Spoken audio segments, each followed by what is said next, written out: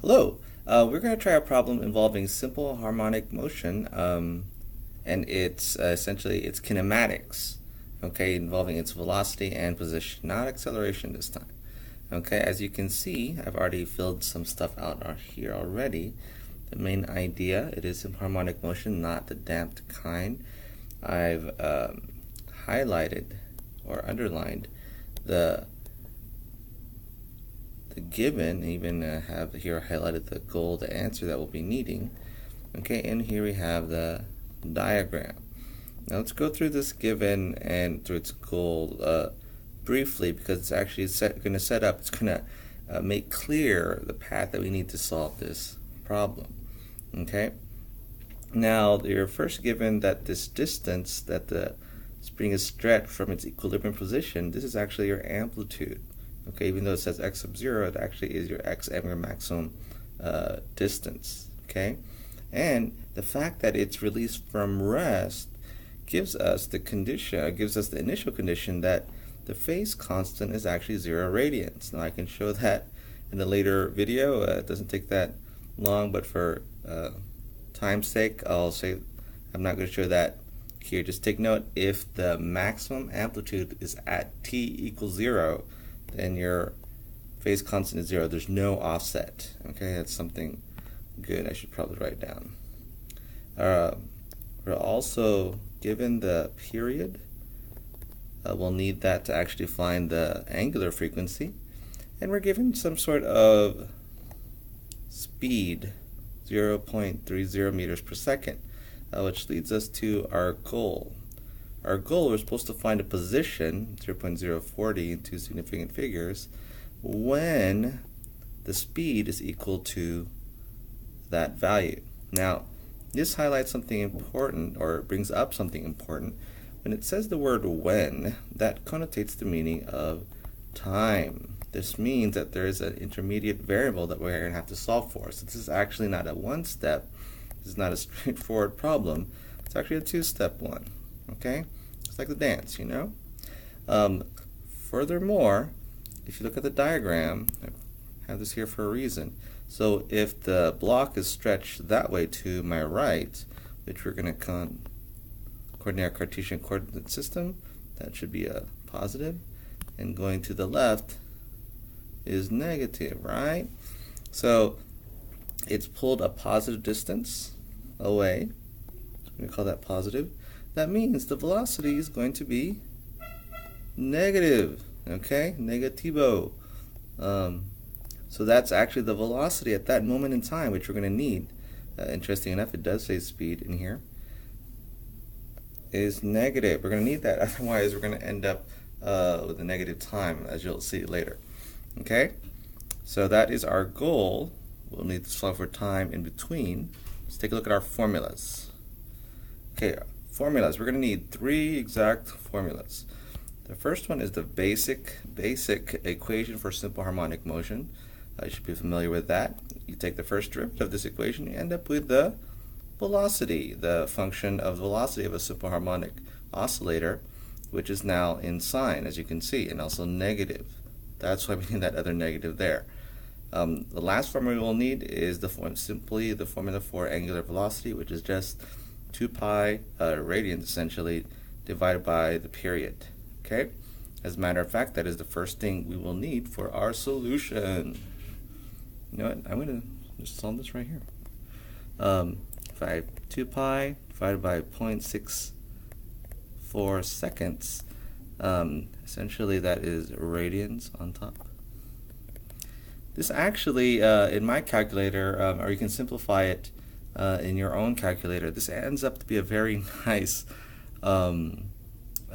definite fraction, complete fraction, 25 pi. This simplifies to 25.8 radians per second. Okay, so we're going to need that in a little bit. Let me go ahead and copy, because I have to cover that now. The formula, we're actually going to need this one first, not the position. That one's negative. It's a sign, all in its glory. But we're given that the speed at a certain time, which we need to find, remember we're looking for time, is negative, and then this is where I put my 25 pi over 8. I'm actually going to keep it like that for good reason.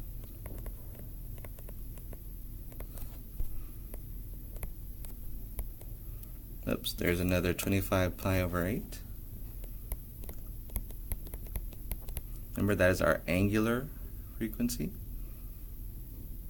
T plus 0. Okay, so that is 0. Actually, don't even need to write that down at all. Okay. So, what I'm going to do next is I'm going to divide both sides by this ugly number. As a matter, I forgot something here. This is actually a negative. So divide both sides by negative 25 over 8. Okay, wow, look at that. So I get a negative and negative on that side is going to be a positive. And what else? 0.30. Some of the units are going to cancel out too.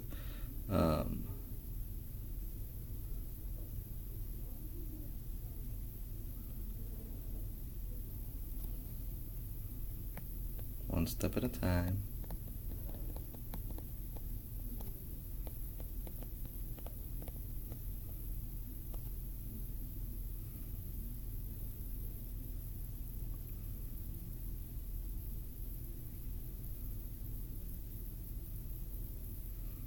Okay,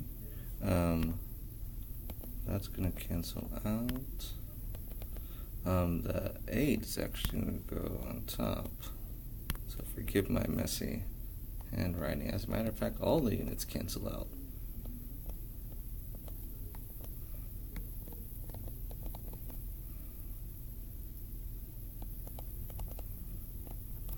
Because on the other side, we're actually left with a sine function. Okay, and what we need is to solve for that t. So how do we get that? By removing this sign. Okay, so I'm actually going to do a trick here, so listen carefully what I'm going to do. I'm going to take this 8 and 25. Whoops. I want that in red.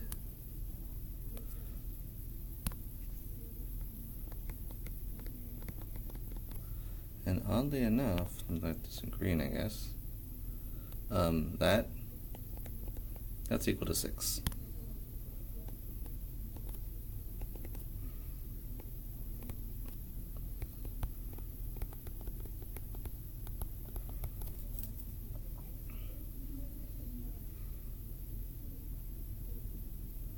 So what you can do here,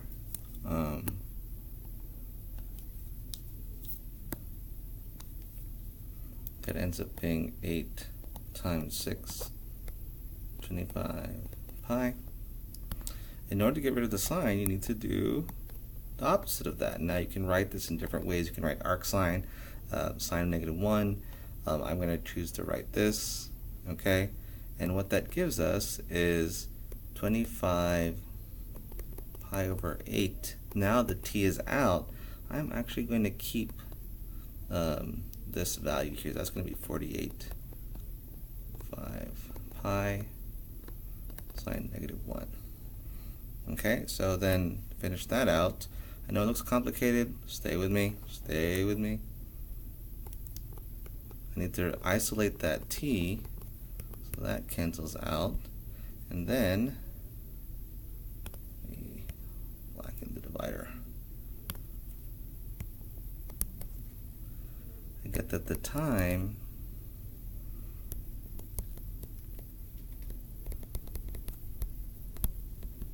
and actually have to give credit to one of my students who said, "Sir, why can't we just keep the arc sine in there?" And that's actually perfectly fine.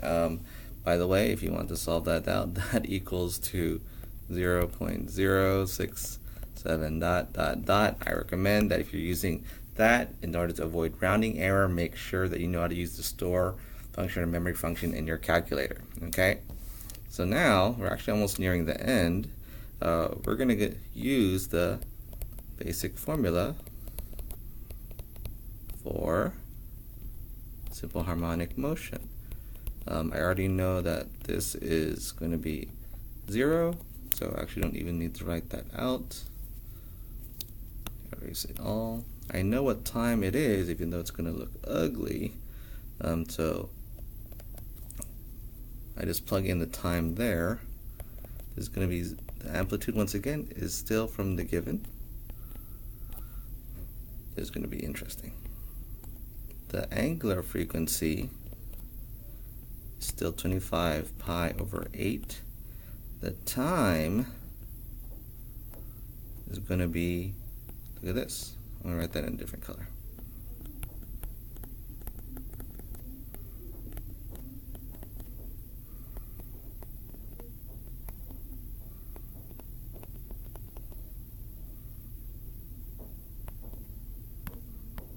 Okay, and look at that. Boom, boom.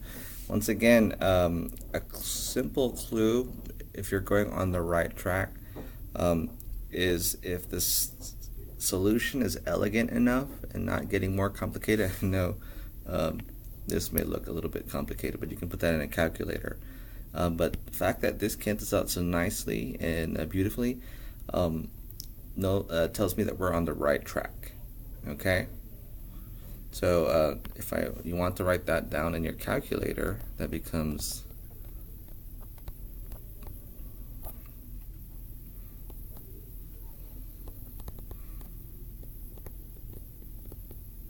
okay, that value there.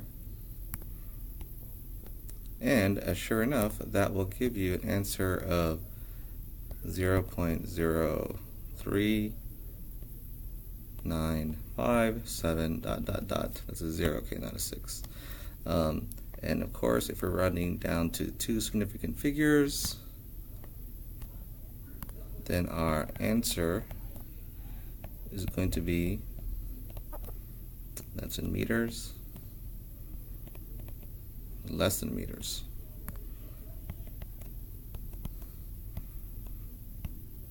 And there we go. So this definitely has to be less than our maximum amplitude. Okay? And sure enough, it is. It's a double check, and it's going to the left. Okay, but this is just position, not just displacement. I hope you're able to follow along. You can pause and play and rewind and see how that works out. But this is another formula you can use in preparation for the exam. Hope you enjoy. Bye.